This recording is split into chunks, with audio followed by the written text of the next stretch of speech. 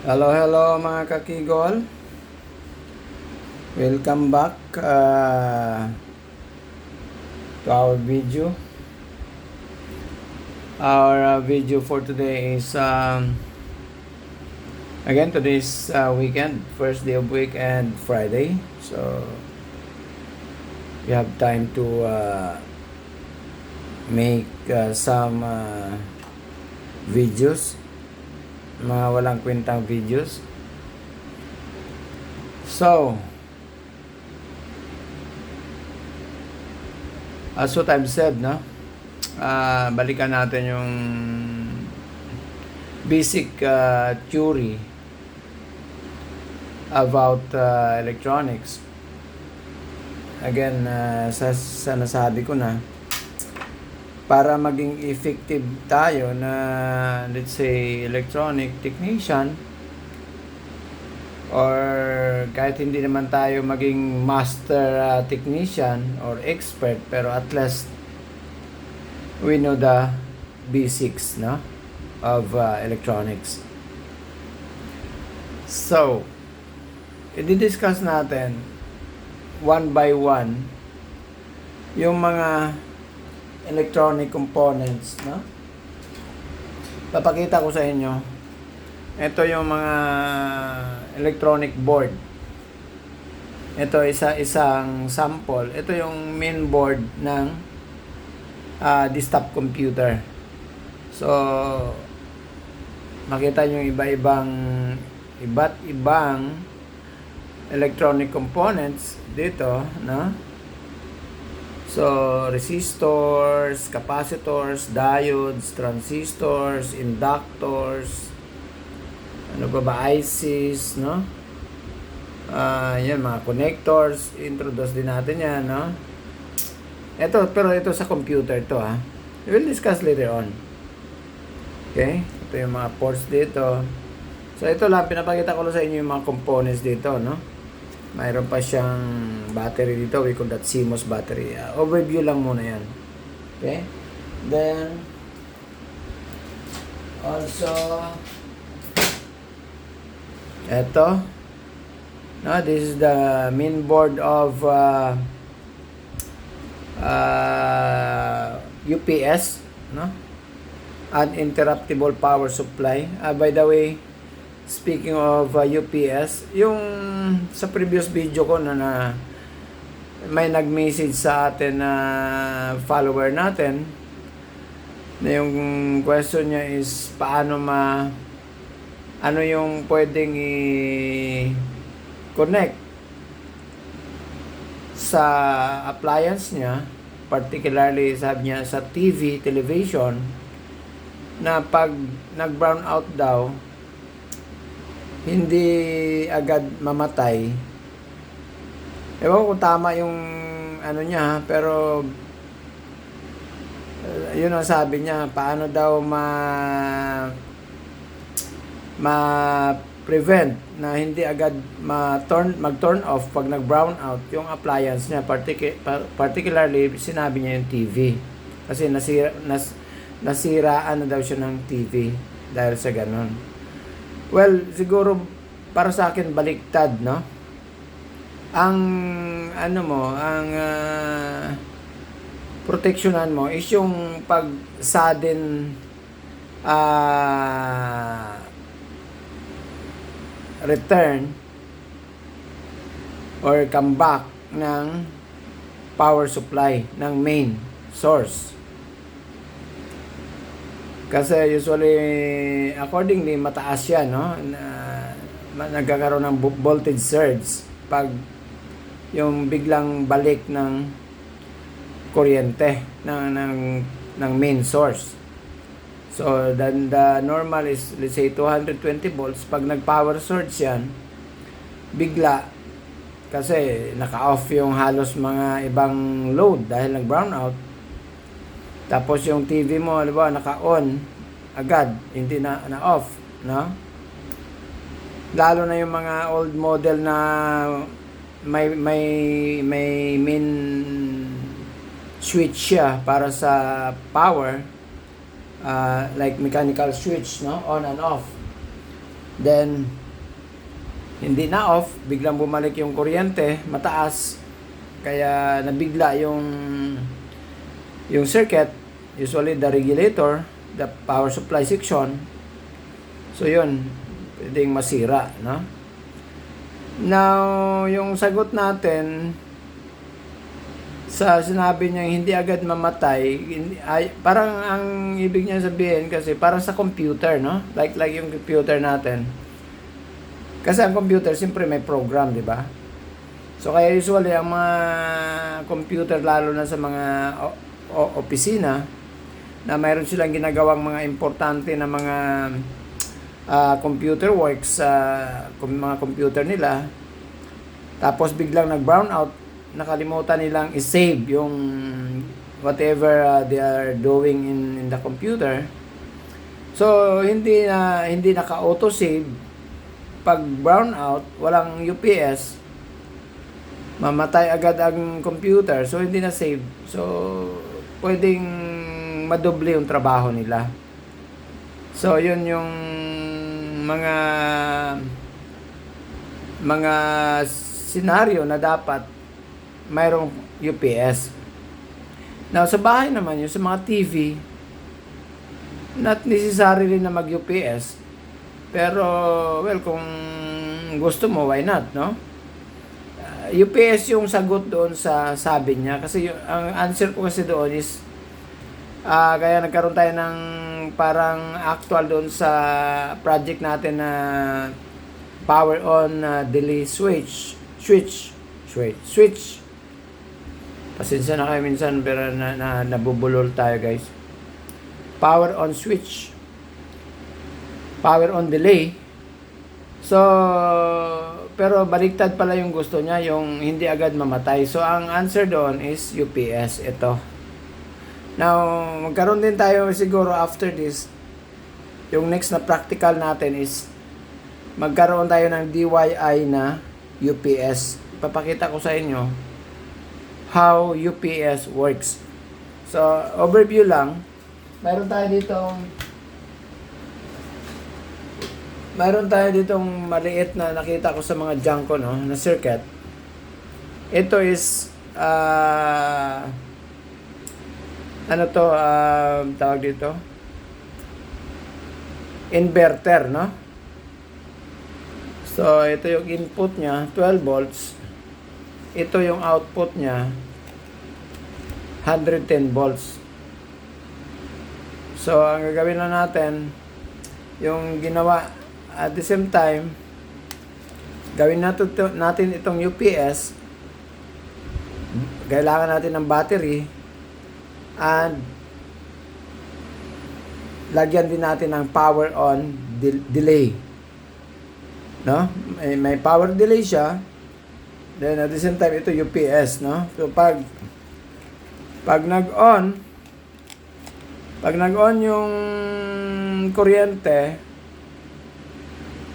hindi muna mag-on tong UPS, no? May delay muna ng ilang seconds. Then, pag nag-off naman, mayroon naman siyang battery para supplyan itong inverter para may time pa na kung sa computer pa proper shutdown yung computer. Pero since appliance, sabi niya, TV, then it's up to him na pag nag-brown out, dapat mayroong alarm na pag nag-brown out, malalaman na, parang sa mga commercial UPS like this one. Ito nyo, may buzzer siya, di ba? Yan, buzzer yan. Na pag nag-brown out, magbabuzz yan. Ibig sabihin,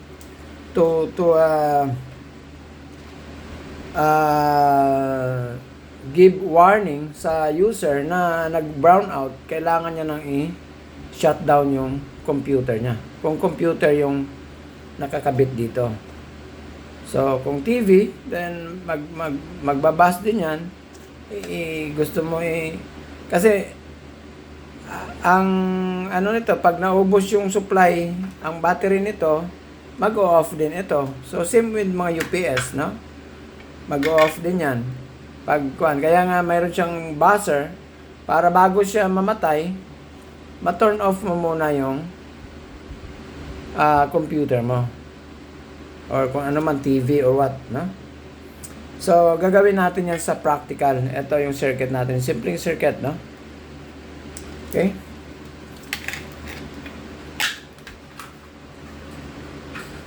So,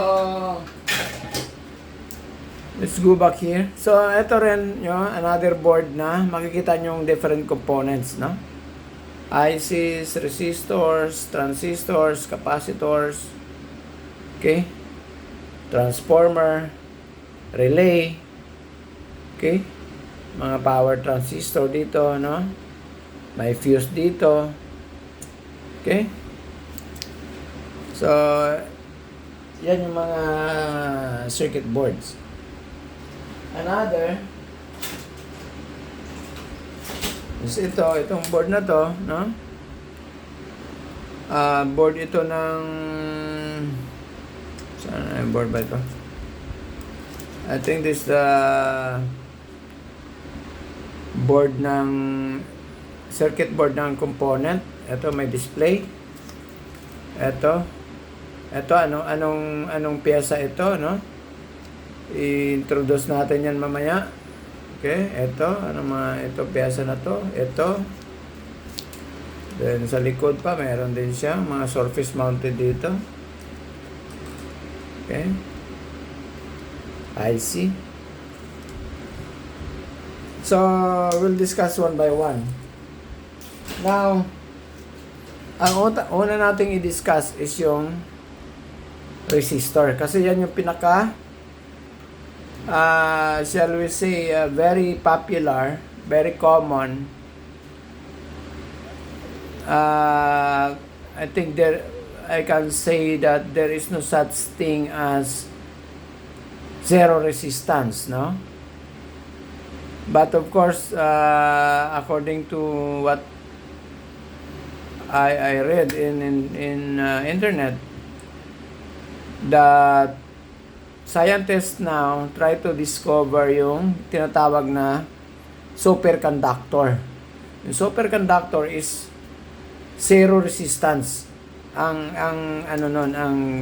gusto nilang ma-discover, no? So mayroon na yan, no? Yung tinatawag na, I think, liquid nitrogen. No, sa liquid nitrogen, zero resistance accordingly sa nabasa ko, no? Pero hindi pa yan commercially available. Anong relevance niyan? Yung resistance, like ito, we'll discuss first the resistor. Or bakit sila magdi-discover ng superconductor? When you say superconductor, zero resistance. So kasi sa mga wires, no, lalo na yung mga ginagamit natin sa mga, halimbawa, from power generating plant, no, like yung mga nagpo-provide sa atin ng electricity. So kung tingnan nyo, ilang kilometro yung haba ng wire from main papunta sa distribution facilities, no? Like from power plant to distribution facilities, ilang kilometro yung, like for example, yung source natin sa Maria Cristina Falls, no? Sa Iligan. Ilang kilometro yan hanggang doon sa, let's say, ibang city, no? Like General Santos City, something like that. Davao City. So, yung resistance ng wire is very considerable sa sobrang haba, no? Kasi may formula yan. Later on, we'll discuss, no? So, kung superconductor yung gagamitin dyan, kahit ilang kilometro, ilang milya pa yan, ilang miles, no? Kilometers. Even thousands of kilometers. Walang voltage drop kasi zero resistance. Okay? Kaya ang ginagawa ng mga power supplier is from source, pinapataasan nila yung voltage, no? Umaabot yan sa pagkakaalam ko, yun yung main line from Maria Cristina Falls, no, sa source is nasa 69,000 volts. So just to compensate those wire resistance, no, na dinadaanan ng kuryente ng ilang kilometro, no. So kahit mag-drop pa siya ng ilang volts, so mataas pa rin. Kaya that's why umaabot ng yung nakita ko sa is 69,000 volts or 69 kilovolts. Then pagdating doon sa distribution area, doon natin i-drop, no? Ibaba to normal voltage, like 220 volts, something like that.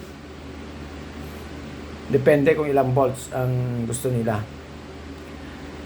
Okay, so that's why scientists try to discover a zero resistance conductor, and they call it superconductor. But hindi pa yan available by this time, no? So under studies pa rin yan. Ongoing pa rin yan. Now, we back here. So that's why I said, kung nakita nyo yung sa mga pinakita kong mga board dito, kung bilangin mo, pinakamarami usually dito yung resistor, no? Yung mga resistor maliliit, no? Dito pa. Yan, mga resistor yan. Yan, yan. Pero ang iba dyan, pwedeng inductor, no? Depende kung anong, pero minsan kasi pare-pare sila ng itsura yung mga ganitong type, no? Lalo na yung mga color blue. Minsan may mga inductor yan na ganon ang style. Okay, so lalo na sa surface mounted resistor, sometimes parang pareho sila ng capacitor, no? Ito yung mga surface mounted dito, kita niyo yan. Yan. Yan. So, mix na yan ng resistor and capacitor dyan. No? And even some, may mga inductors din dyan na maliliit, no? Okay. So, let's start dito sa resistor. Parang actually na na natin ito before, but parang hindi masyado natin na bigyan ng tamang explanation, no? So resistor, again, the very definition is opposition to current flow. Yun yung pinaka-definition niya, no? Yun talaga yung purpose niya, to control or oppose the current. Kasi resistance yan, no? Resist. Okay? So, like for example, ano yung mga very obvious na control niya? For example, ito mga ganitong, ganito. This is a variable resistor. So, ano ang kinokontrol nito? This is the board from component yata. So, ang kinokontrol dito is yung audio level or sound level. So, which is also a current and voltage because that's power, no? So, yan ang ginagawa ng isang application ng resistor. Because this is a variable resistor. Okay? Or they call this also sometimes also as potentiometer. Potentiometer, no? Variable resistor yan in general. But in audio circuits, so they call that as potentiometer, yung mga ganito, no? Now, ito yung mga symbols, no? Mayroong fixed, mayroong variable. Yung fixed yung mga ganito. Yung mga ganito. Saan ba yung may pakita ko yung mga malalaki, medyo malaki.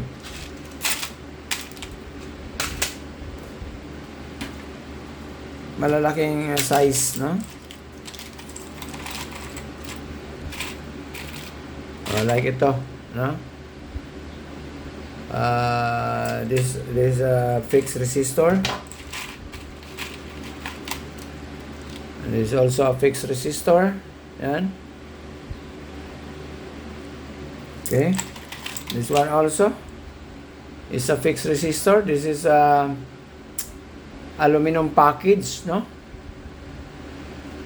Nakapack siya sa aluminum. Usually ginagamit ito sa mga high power application.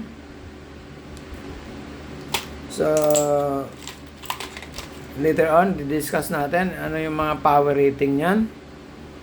Bakit may malalaki, may ganito, may medyo maliit, may mas maliit, at saka may pinaka maliit.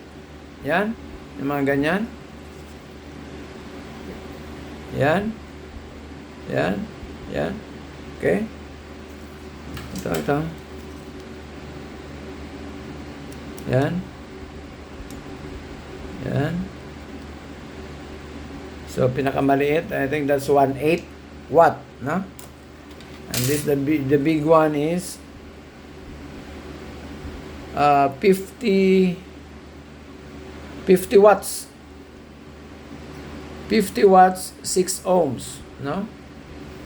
And J is, I think, tingnan natin, nakalimutan ko na, 5, plus or minus 5% yung J. That's the tolerance. Tingnan ko muna, nakalimutan ko na. Reference na natin siyempre. Yung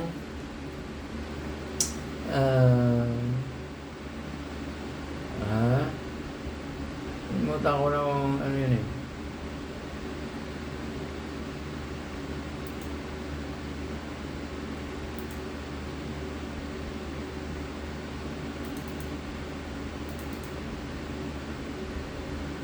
Okay,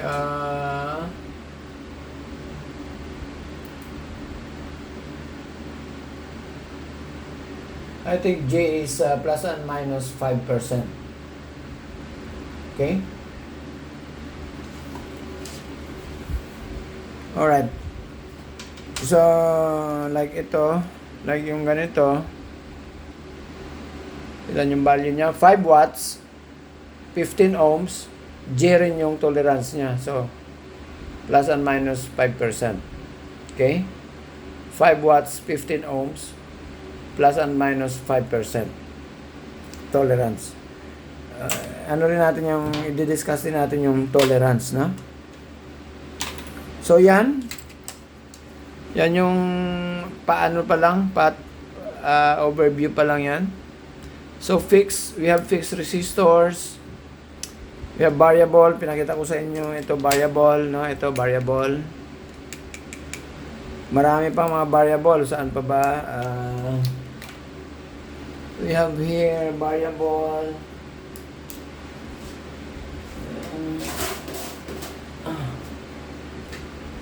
Ito mga variable resistors yan. Kita yan. Yan. Hindi, ang tawag din nito is trimmer. Yung kanina, yung mga ganito malaki is potentiometer. But in general, they are variable resistors. So, ito trimmer, variable resistor, mga trimmer. Okay? To trim. Pareho lang yan, no? Trim the current. So, yan, iba-ibang value din yan. May 204, that's 200 kilo ohms. 502 is 5 kilo ohms. 504 is 500 kilo ohms. 105, this is 1 mega ohm. Ito. This one is 2 kilo ohms. 10,000 kilo ohms. No, 10 kilo ohms lang, ha. 10 kilo ohms or 10,000 ohms. 104 is 100 kilo ohms. 1 kilo ohm. 20 kilo ohm. So 502. 502 is 5 kilo ohms. May 502 na dito. So this is 5. Ano yan? Nambura kasi. Anyway. Parang 502 din. Pareho lang sila, no? So, yan yung mga sobrang dami ang type nito. Then, mayroon pa tayong temperature sensitive resistor.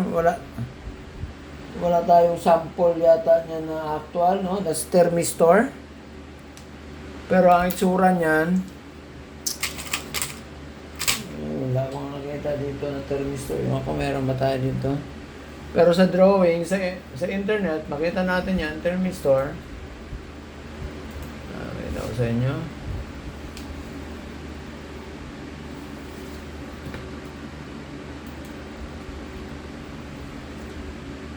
Thermistor.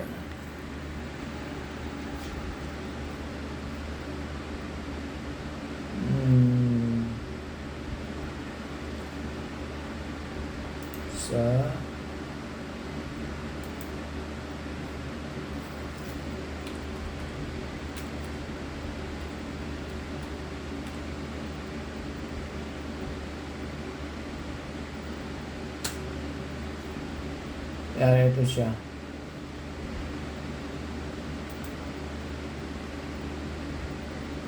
Nakita nyo yun? Yan.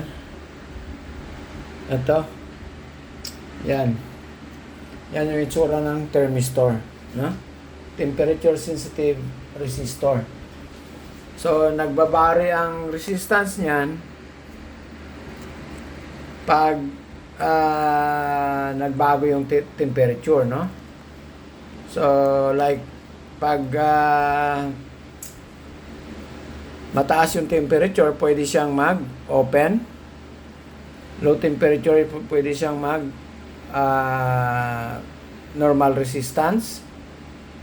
Okay? So, ito rin, itong another is itong light dependent resistor or the LDR. Mayroon tayong LDR dito. Sana ba yan?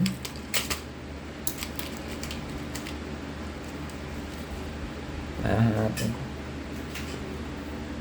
LDR. Hindi ito long distance relationship. LDR.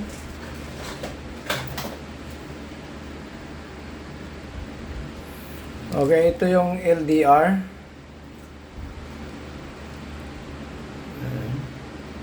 Yan. Yan yung LDR. Light dependent resistor. Yan. Okay? So, ang function yan is nagbabago din yung resistance niya pag tinamaan ng light. Whatever light. Sunlight or artificial light, no? So, pwede siyang mag-open pag tinamaan siya ng lights, no? So, mag-open siya. Okay? Kasi ang resistor hindi as what based on my experience, no?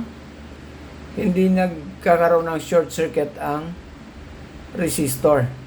Papunta talaga siya sa open resistance, no? Like for example ito, pag nasira to, hindi to papunta sa shorted, papunta ito sa open. Kahit anong type, no?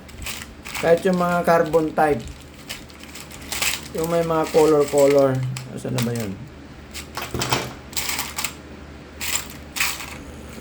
Like example ito. Yung mga ganito, no? Yan. So, hindi ito pwede mag-short. Pag nasira, papunta lang ito sa open. Okay? Kahit ano pang resistor, no? Kahit regardless of the type. So, yun, no? That's the LDR. And punto tayo dito sa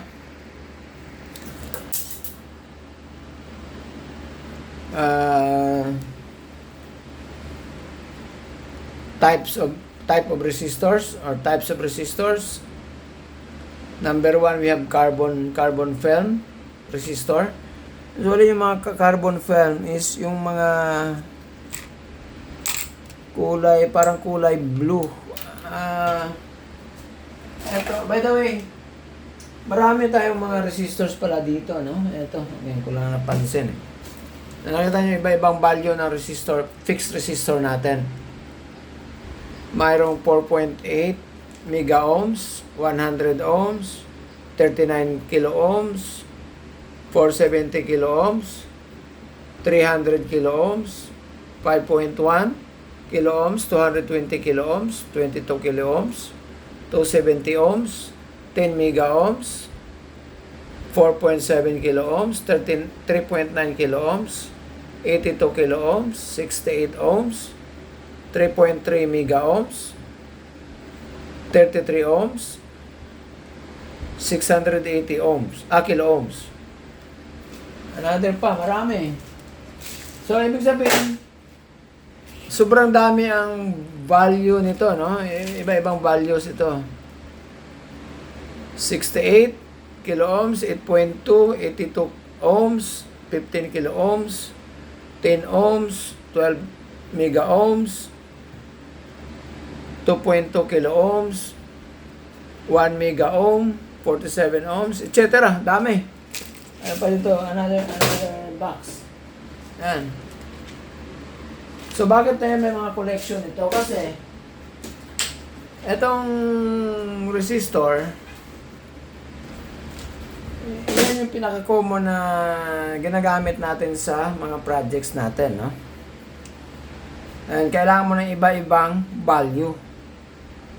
So, pero what if kung wala ka talagang based on your computation design, wala ka talagang makita na ganong value na regular, kumbaga parang normal na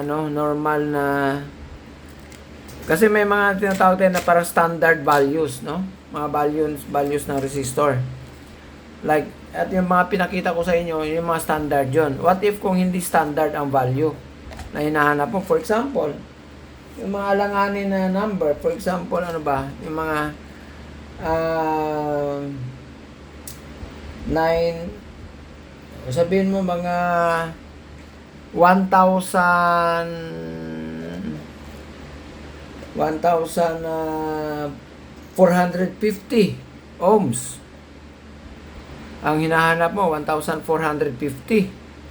So, walang isang resistor lang na 1,450. So, kailangan mo magkaroon ng combinations of resistors, no? So, we'll discuss that later on. We have what we call the series, the parallel, and the series parallel connections. So, how to compute, no? Those total resistance or the total resistance of those resistors combination. So, ito yung mga type carbon film, no? Ibig sabihin, ginagamitan ng carbon. Ito very common carbon. Sana yung may pinakita ko kanina.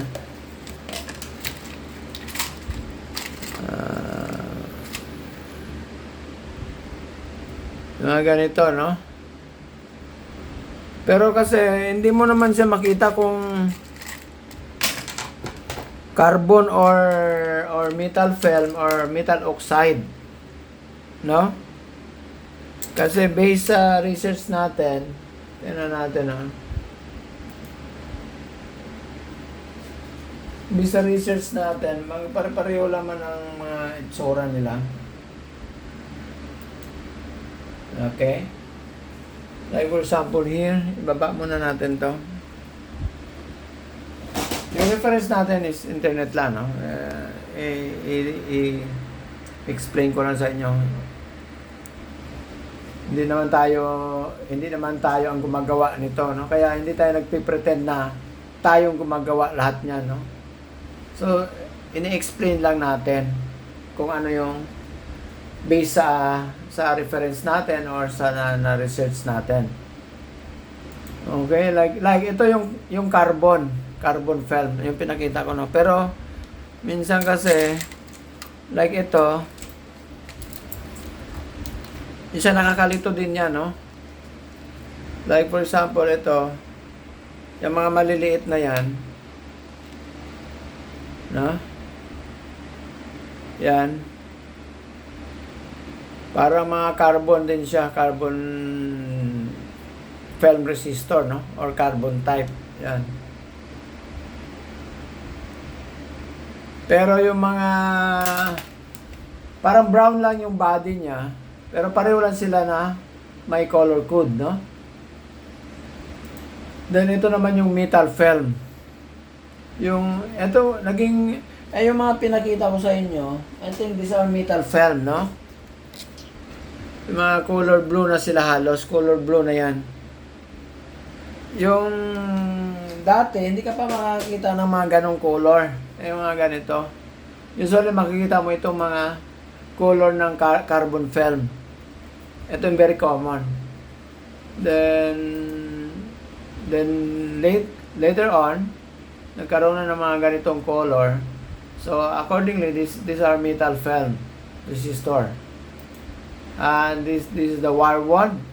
Actually, ito, wire wand din ito, no? Ito. Wire wand resistor din yan. And also, this one is a wire wand also. Okay? Yung mga high power resistor is usually mga wire wand. Ito naman mga metal film, mga carbon type. Ang pinakamataas nakita ko before is nasa mga 3 watts, no?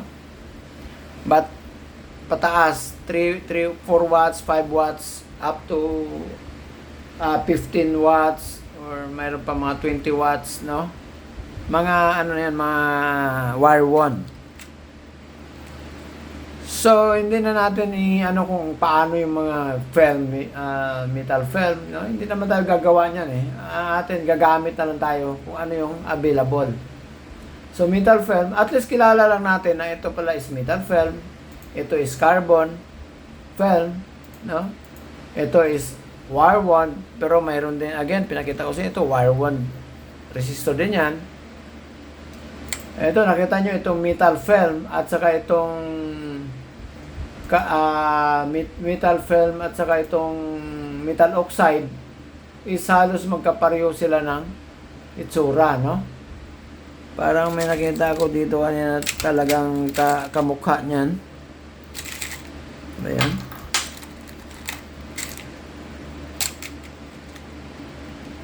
Parang magkamukha sila, no?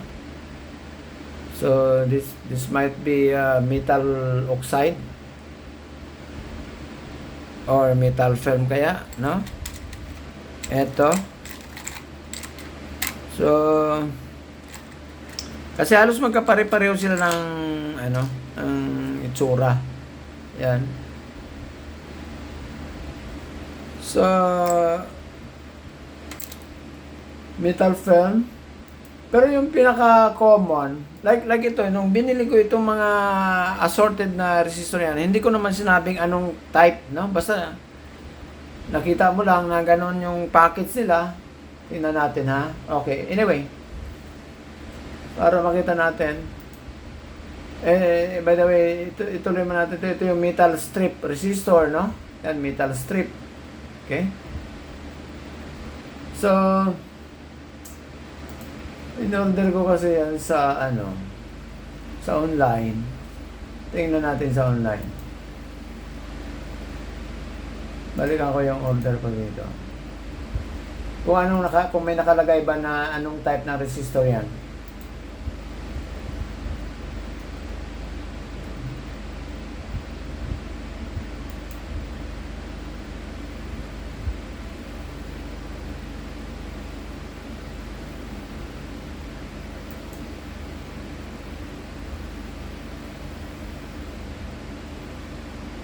dami na ito.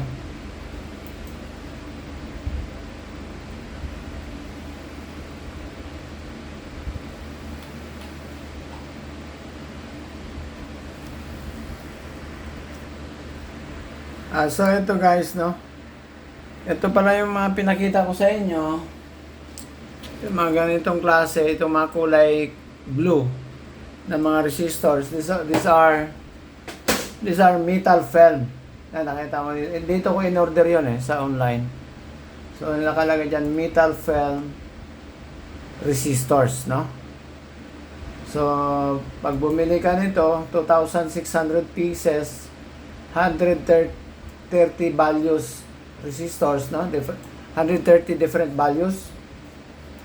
And 1% assorted resistor, 1/4 watt. Those are all 1/4 watt, no? So metal film. Okay? And tingnan natin kung ilan yung. So ito na yung mabibili mo sa online. Yan. Yan. So that's metal film resistor. Ito na yung popular, no? Kasi accordingly yung metal film, yan yung pinaka, lalo sa mga maliliit na type ng resistor, yan yung naging popular ngayon kasi parang accordingly sa research ko is mas madali siyang i-fabricate or i-manufacture, no? Itong metal film. That's why ito na yung naging common ngayon na maliliit na size ng resistor or maliliit na wattage. Okay, so this is only 1/4 watt. Yan. So lahat itong pinakita ko sa inyo na nabili ko sa different values is mga 1/4 watt. Ito naman maliit. Ito naman yung mga maliliit dito sa board. Ito yung 1/8. Ito yung mga 1/8 watt, no? Yan. Pero may maliit pa dyan, yung mga surface mounted, no? Mga SMD type na resistor na parang mga sobrang liit na talaga. Minsan pag tumalsik, hindi mo na makita yon, no? Lalo na pag ginamitan mo na, lalo na ito mga surface mounted. Yan ito. Ayan. Siyempre, gagamitan mo ng hot air yan. May hangin. Minsan, napalakas mo yung hangin, tumalsik. Hindi mo na makita yan. Sa sobrang liit yan. Kita nyo? Liit na masyado. Maliit pa sa 1/8 watt na, by the way, whole mounted, no? Ito, mga surface mounted. Itong tawag nila dito, yung mga ganito is whole mounted. Ibig sabihin, nakatusok sa, eto, mga whole mounted din yan, yung mga ganyan. Ibig sabihin, nakatusok sa butas ng board, no? Whole mounted. Tapos, sinusolder dito. Whereas surface mounted kasi, nakadikit sa taas, doon din yung solder niya sa taas. Like itong pinakita ko sa inyo. Like itong, yung mga dito. Yung mga dito. Okay? Yan mga surface mounted. So, kailangan ng hot air. So, mayroon din tayong hot air. Papakita ko rin sa inyo later on yung actual niyan, ha? Paano gamitin. Alright. So, let's continue. So, again,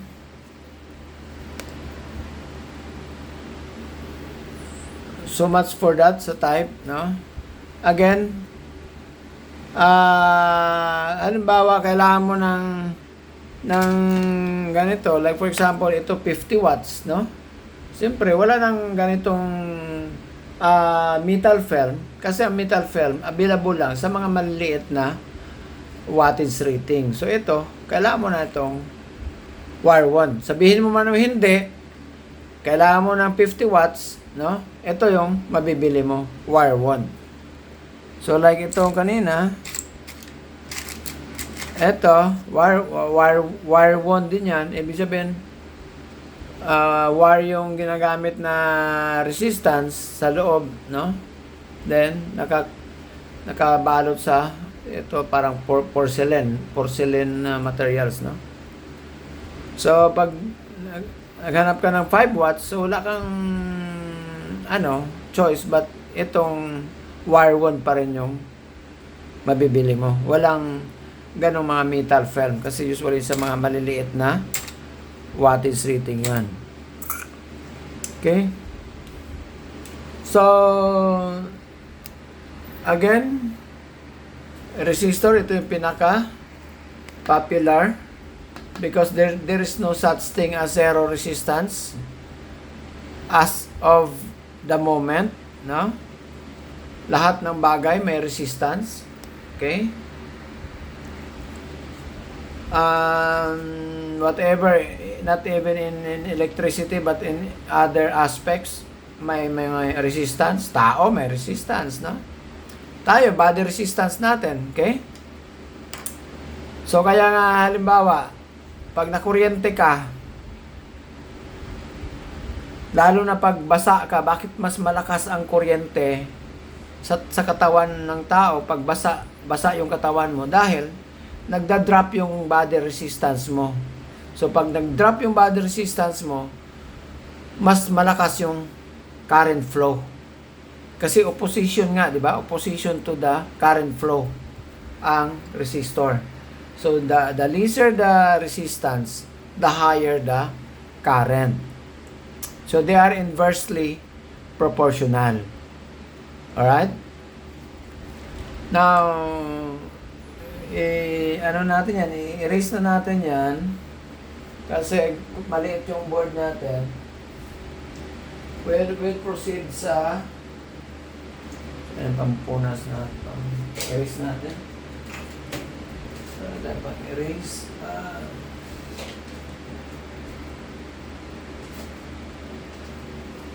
Ito na lang. Okay.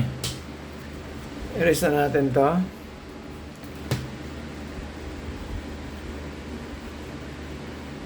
Oh, by the way, yung sabi ko, mag-aasa ko ng questions. Then, ang mga ka-answer nito, mas malaki yung tsansa na sila yung makatanggap ng pa-premyo natin. Okay? Saan pa kayo niyan? Matuto na kayo, may premyo pa kayo. Okay, back. So, yung scenario natin kanina, what if naghahanap ka ng ilan yun? 1,450 ohms, sabi natin, example natin. Yan ang hinahanap mo na value ng resistor. So, din walang standard na value niyan. Paano ka magkaroon ng ganyan? So, again, sinabi ko, it's a combination of different resistors. Maybe 2 resistors, maybe 3 resistors, maybe 4. Depende sa combination. So, that's why we have now, we call that a series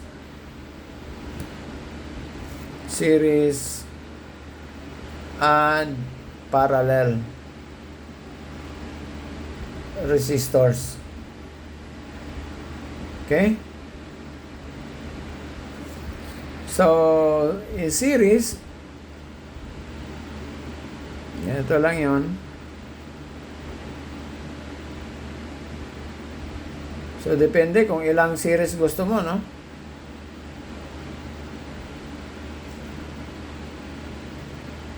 Okay? So, this is the R total here. Resistance total. Let's say this is R1. This is R2. This is R3. And this is R4. So, ito parang recap na to kasi na natin to dati, no? Pero hindi lang masyado na-discuss siguro natin yun, no? Kalimutan ko na rin yun, eh. Pero na-video na natin to. Sige, na lang to, rewind na lang. So, R total is equals to, formula is simple lang. Just add 1, R1 plus R2 plus R3 plus R4 So on and so forth, no? So, shall we say, eto, hinahanap mo, no? 1,400. So, i-ano natin dito sa example natin na series resistors. So, 4 ang kailangan mo. Halimbawa, mayroon kang, halimbawa, mayroon kang 800. Si R1, ano bang mga standard na mga value nito? Mayroon kang, dito sa, sa actual natin, mayroon kang 510 ohms available. Mayroon kang, ang R2 mo is, mayroon tayong available dito, 330 ohms. Yung R3 mo, mayroon tayong available dito na 680 ohms. So, ilan na lahat yan? So, ito yung calculator natin.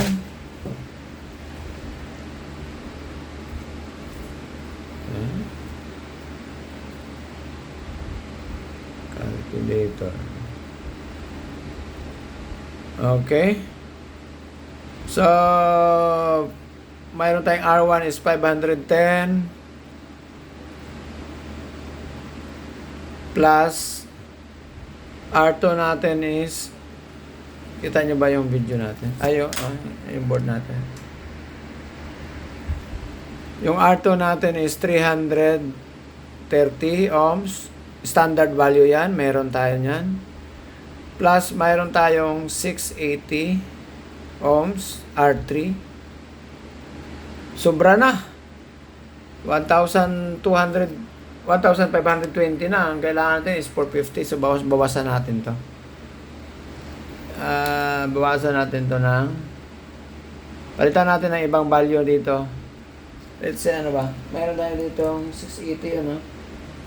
Mayroon tayong 390 ohms.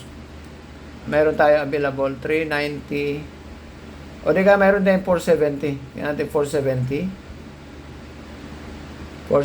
ohms. Standard value din yan. So, ilan na yan? I-total natin uli. Ang target natin, makuha natin yung 1,450 ha. Anong mga combinations? 4 yung na-drawing natin. Kaya sabayan na lang natin itong drawing natin na 4 resistors in series to get this value, no? To have that value. So, say 470 ohms. Oh, ano na? 1,310 ohms. So, 450, ilan na lang ang kulang natin? I-minus natin. Minus. Sulat muna natin ha. Para hindi mawala. 1,310 ohms. So far, sa tatlo. Ilan na lang yung pang-apat natin? Minus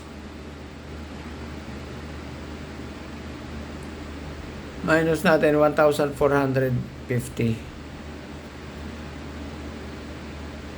So, 140 na lang yung kulang natin. So, mayroon kayang 140. Parang sa tingin ko, walang 140 ohms eh. 150 meron. 140, alanganin din na value yan eh. Oh, mayroon tayong 150. Yan. So, sige, ano na lang, palitan na natin yung target natin para hindi tayo tumagal, ha? So, kunin yan. So, ang available natin is 150. R4 natin is 150 ohms. So, ang total natin is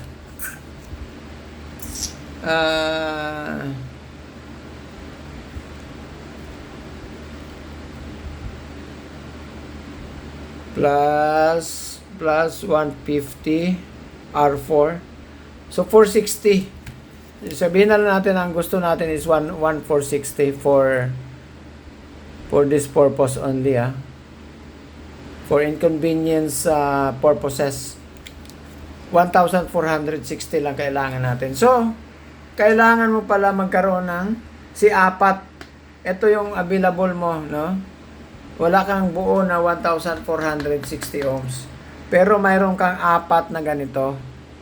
So, i-connect mo lang sila in series, R1, R2, R3, R4. And you have this 1,460 ohms na kailangan mo sa circuit. So, ganun ka importante, no? Yung series circuit, yung series combinations. Pag may hinahanap ka na value na walang isang ganito. So, pero mayroon kang apat na ganito. Ito standard 510 ohms available tayo, mayroon tayo niyan.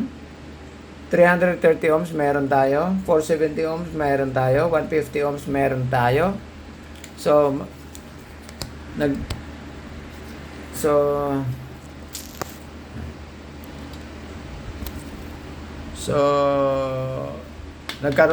nakakuha tayo ng ganitong value. Alright? So what if i-parallel natin yan? What will happen? Same values. Okay, sa parallel tayo. And, okay. Ano muna? Diyan lang muna tayo. Anyway.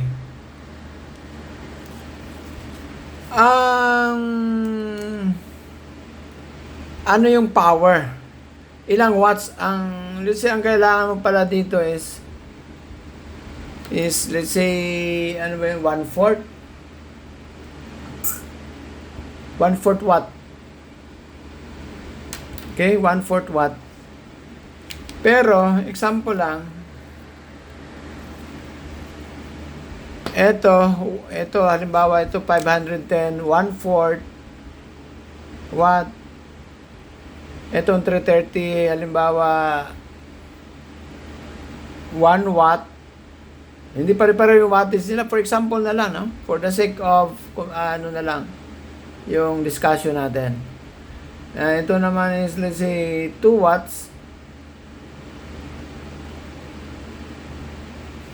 Wala nang laman to.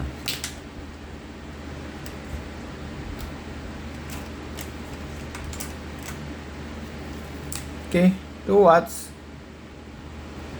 And ito naman is say 1/2 watt. Okay? So, pero kailangan mo 1/4 lang. So, okay lang yan. No? Okay lang ito. Okay lang ito lahat. Anyway, may pinakamaliit mo dito is 1/4 watt, which is yun lang din ang kailangan mo. Pero mayroon kang 1 watt, ang R2 mo is 1 watt, R3 mo is 2 watts, R4 mo is 1/2 watt. Okay lang yun. No? Kasi ang isa lang man ang current dito. Isa lang, series kasi yan, no? Only one current. I here is equals also to I total dito from source. Okay? Yung I dito sa loob ng circuit is equal to I total pa rin sa source, from source, no? Isa lang yung current sa series circuit. So, kung 1/4 watt, mayroon ka namang 1/4 dito, okay lang yan. Wala ka lang dito 1/8 watt. Kung may 1/8 watt dito, halimbawa ito, gawin natin, for example, ito, gawin natin 1/8 watt. Pero yung requirement mo is 1/4. So, medyo ito questionable ito. Kasi 1/8 watt lang siya, maliit siya, no? Baka mag-overheat siya, masunog siya, no?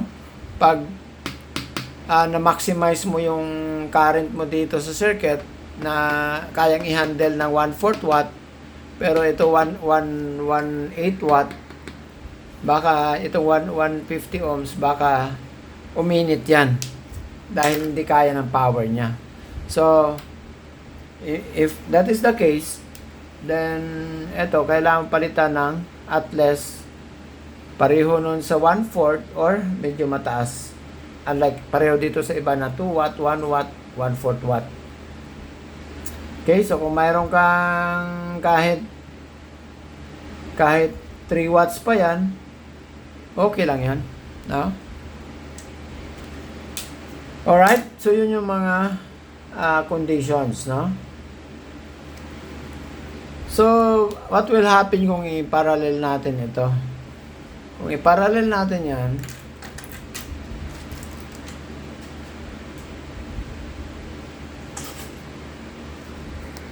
kung i-parallel connection natin yan,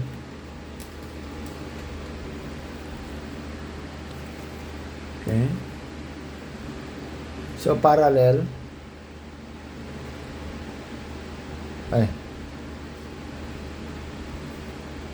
okay, ang formula, lalo na ito, apat pa rin ang resistor.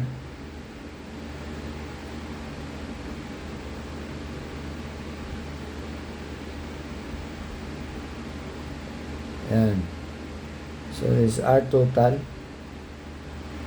So, yan yung parallel combination or connection R1, R2, R3, R4. So, the formula is R total is equals to 1 all over 1 over R1 plus 1 over R2 plus 1 over R3 plus 1 over R4. So on and so forth. Okay? Yan. So,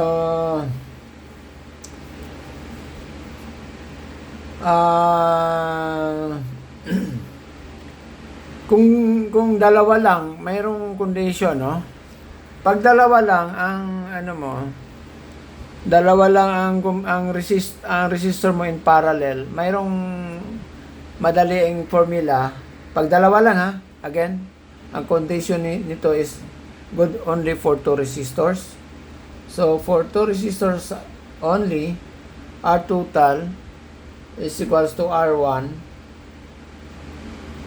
times R2 divided by R1 plus R2.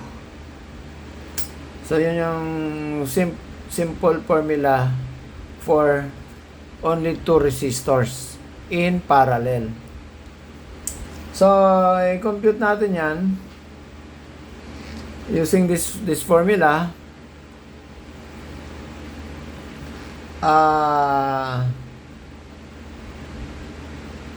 R total is also 1 over, say, 510 ohms plus R2 is 330 ohms plus 1 over R3 is 470 ohms. Kita nyo ba? Okay. And R4 is 1 over 150 ohms. So R total is equals to 1 all over, para madali na, divide na lang natin yan. So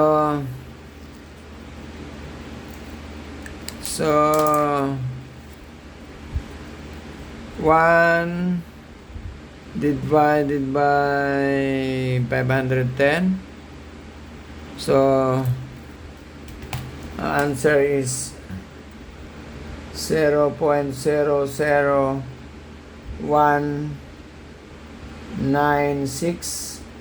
ohms plus, okay, 1 divided by 330 ohms. So answer is 0.0030, 0.0030 plus 1 divided by, reciprocal dito lahat ng each resistance. Divided by 470 R3. So mayroon tayong result na 0.0021. Hanggang 4 decimal places lang tayo. Tama na yun. Dahil kailangan ano talaga perfect. Then last R4 is 1 divided by 150. So answer is 0.00067 0.0067 ohms. So total finally dito na tayo.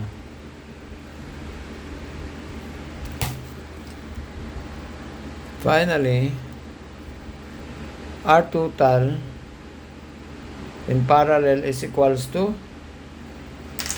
i-add natin yan, plus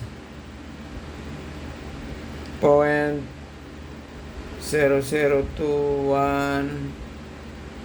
plus 0.0030 plus 0.00196. So the total is 0.0137.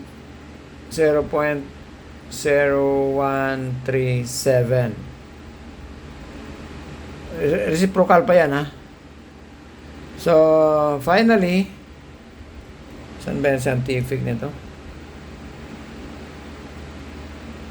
Yung scientific pa ito.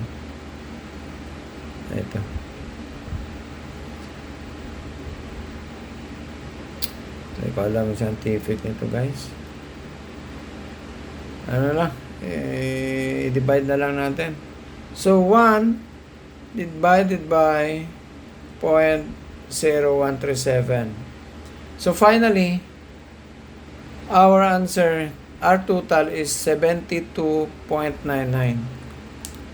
72, or we call that 73 ohms. That's it. 73 ohms. So in series kanina, ang total natin in series is dito na lang, so that we can compare. Our total in series kanina is 1,460 ohms. Okay, that's what we got in series, 1,460 ohms, while in parallel is only 73 ohms. Same values ng resistances. R1 is 510 ohms, R2 is 330 ohms, R3 is 470 ohms, R4 is 150 ohms. So as you notice, guys, yung total sa parallel is mababa pa siya sa pinakamababa na value dito ng resistor combination natin, which is itong 150 ohms. Halos half yung total resistance. So yun yung expected natin in parallel, na ang total is mababa pa sa pinakamababa na value ng combinations mo sa mga resistors in parallel. Whereas in series, ang total naman is mataas pa sa pinakamataas na value dito sa combinations mo. Ano yung pinakamataas na combination na resistor dito? Is 510 ohms. Pero yung total natin is 1,400. Halos times 3. Ito naman sa parallel is halos divide 2. Yung total resistance. Sa pinakamababa na value, ito naman sa pinakataas na value, halos times 3 naman siya. 510 ohms ang pinakataas dito. Total natin is 1,460 ohms. Okay? So, but again, how about the power? Same power. Because in parallel, guys, no? We have different current dito sa every resistor. Okay? Because this is in parallel. So, we have here the I1, I2, I3, I4. So, we have I total here. So, ang total current nito dito sa parallel is I total is equals to I1 plus I2 plus I3 plus I4, so on and so forth. So, since hanggang R4 tayo, so hanggang I4 tayo. So, yun yung mangyari. Now, since they have different current, so, meaning, kahit magkaiba yung ano nila, no? Yung power rating nila, again, as long as na kayang i-handle yung current na mag-flow sa resistor na yan. Okay? So, kung kunin natin yung total current nito dito, let's say ang voltage, lagyan natin ng supply, parang ohms, magtatas tayo ng konti sa ohms law. So, let's say, lagyan natin ng supply dito ng battery, this DC source, no? Let's say 12 volts battery. So, to compute the total current, I total, doon kanina sa wheel, sa previous video ko bakit ako sa inyo, yung formula natin.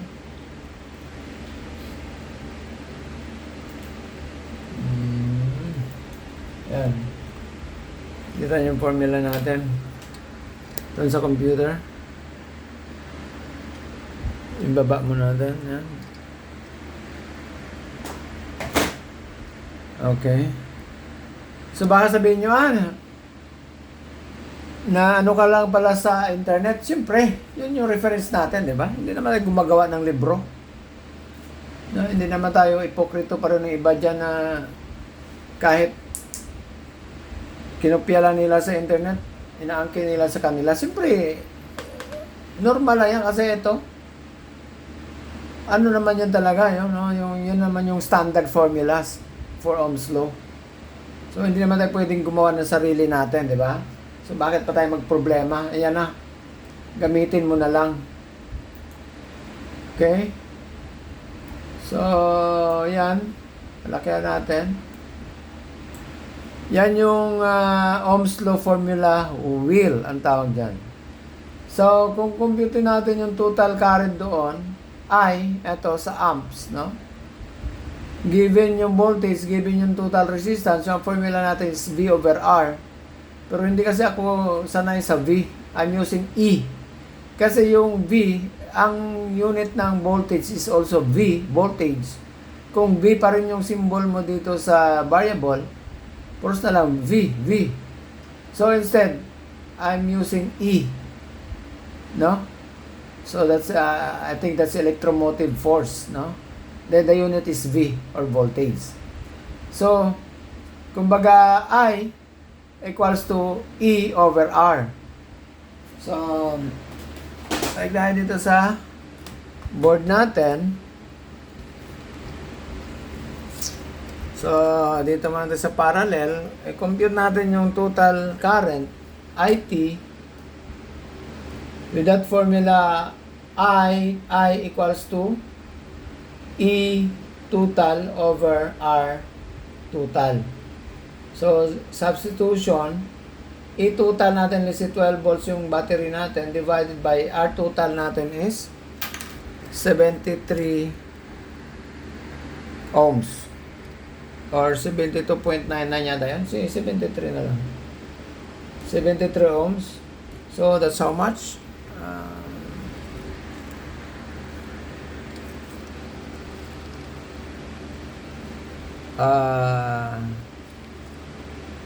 12 divided by 73. So, mayroon tayong current na 0.164.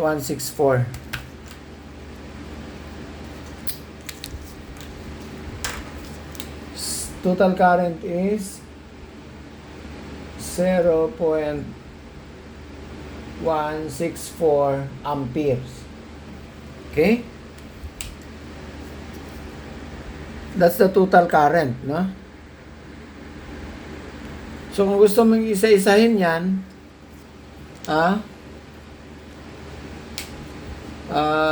erase tayo dito konti. Asan yung eraser natin? Yung video natin is more than 1 hour na. So anyway, may part 1, part 2. Ikakat ko to hatiin ko tong video natin sa part 1, part 2 para hindi ganun kalaki yung video natin pag in-upload natin. Patuloy-tuloy lang yung video natin. So, siguro mag-erase ako dito banda para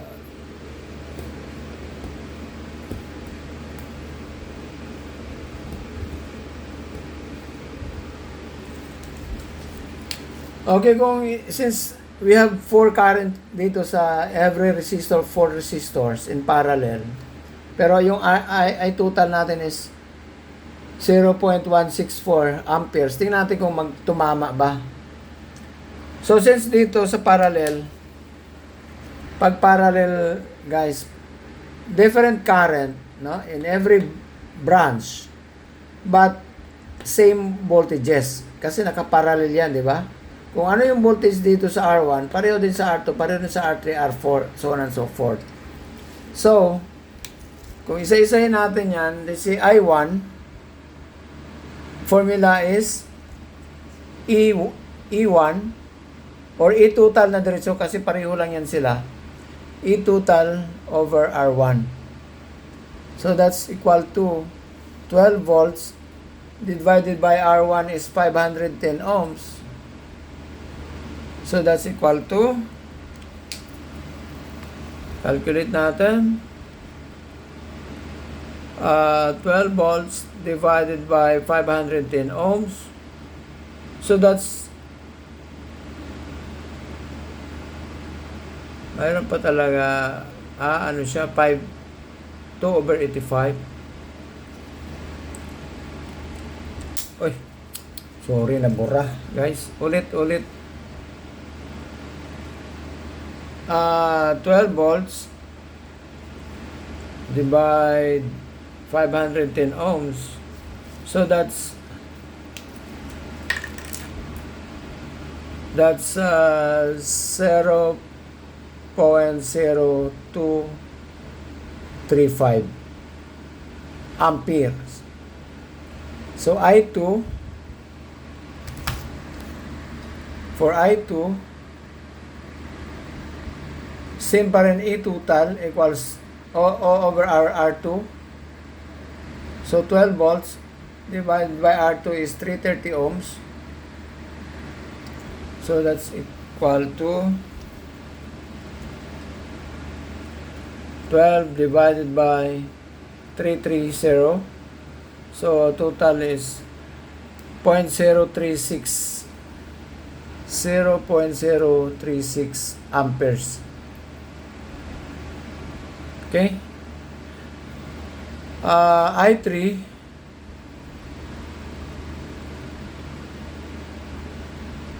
E total pa rin over R3. So 12 volts divided by 470 ohms. So that's equal to 12 divided by 470 ohms. So that's 0.0255 amperes. Then lastly, I4, E total over R4, that's 12 volts divided by 150 ohms. So 12 divided 150 ohms, so 0.08 amperes. So kung i-total natin yan, I total equals to I1. Paras kanina doon yung formula natin. Yan. So, substitute lang tayo diretso para madali. Yung board natin, paubos na. 0.0235 amperes plus 0.036 amperes plus 0.255 amperes 0.255 amperes plus 0.08 amperes. So, equal to, add natin, ano rin, Ri1 is 0.0235 plus 0.036 plus 0.0255 plus 0.08. So equals equals 0.165 amperes. So, di ba halos pare-pareho sila, guys? 0.164 amperes sa ganitong formula, diretso, E total over R total. Inisa-isa natin compute yung current in every resistance. Ang total is 0.165 amperes. So, same result. So, that's how to compute current in parallel, no? Using Ohm's law. But in series, pareho lang, isa lang, no? Again, only one current. I total is equals to the total current also flowing in all resistances inside the circuit. Okay? So the total current is, the formula is ganito lang. I total equals to E total over R total. This is for the series circuit. Okay? No. Sorry.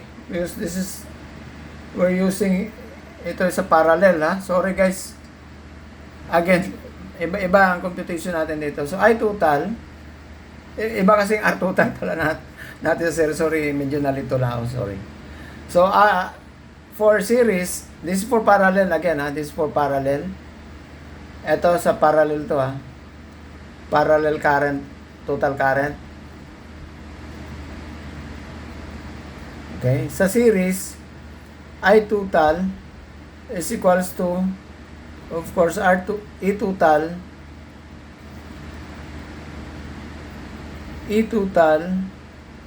divided by R total. So, ang E total natin is pareho pa rin, 12 volts pa rin yung supply natin, battery pa rin 12 volts. So 12 volts divided by R total natin dito sa series is 1,460 ohms. So that's equal to, compute natin, 12 divided by 1,460. So, ang current dito sa series is 0.008282 amperes. Or, this is equivalent to actually 8.2 milliampere. Yan. In series. So, mas maliit yung current. Nakita nyo, ito. Ito, na-obserbahan nyo. Ito yung conclusion. Ayan. ang conclusion natin sa series and parallel, sa parallel, ang total current natin is 0.164 amperes. In series, ang total current natin is 8.2 milliamperes, or that's 0.0082 amperes. Now, siyempre, mas mataas yung current natin sa parallel. Why? Because ang R total natin in parallel is mababa. No?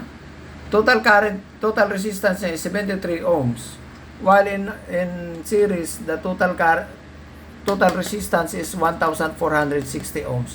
And that is why mababa yung current natin because of this high total resistance or the R total. Alright? So that's very obvious that the relationship between current and resistance are inversely proportional. So they are inversely proportional. The higher the current, the lower the resistance. The higher the resistance, the lower the current. And makikita natin yan doon sa Will formula ng Ohm's law. No? Kung ano yung relationships ng current, voltage, and resistance and power sa formula na yon. So, any questions, guys, no? So, kung may mga question kayo, may clarification kayo, kung may mali tayo dito, then just tell me. Then, subukan nating i-correct. Kung mayroon kayong suggestions, just comment sa below sa video natin. Alright? So much we can elaborate furthermore dito. Marami pa tayong pwedeng pag-usapan dito, guys. Resistor pa lang yan, and ipapakita ko pa sa inyo yung mga actual series, actual parallel, what will happen sa current, actual, mayroon tayong kompleto tayo, no? Mayroon tayong power supply. Kita nyo, yan, mayroon tayong power supply. Gusto nyo, mayroon pa tayong oscilloscope. Papakita, gagamitin natin yan. Mayroon tayong signal generator. Yan. Signal generator tayo, no? Or gamitan natin ang multi-tester. Marami. Papakita ko sa inyo mga actual talaga. Hindi lang theory. So, kaya medyo matagal yung lesson natin. Kasi hindi lang tayo nagtutury. Ipapakita ko lahat sa inyo in actual para mas makarelate kayo and para mas ma-appreciate ninyo. Ganun pala yung theory, no? Importante pala. Okay? So much for this video. Then we'll continue again for the next video, no? Maybe actual sa about resistor. Hindi natin halo-haloin yung mga components. Resistor lang muna tayo focus natin. Then next, capacitor lahat din. Inductor lahat. Diode lahat. Transistor lahat. IC lahat. No? Para mas talagang, parang nag-aral kayo nito sa TESDA. Alright? So, that's all for now. See you in the next video. Bye.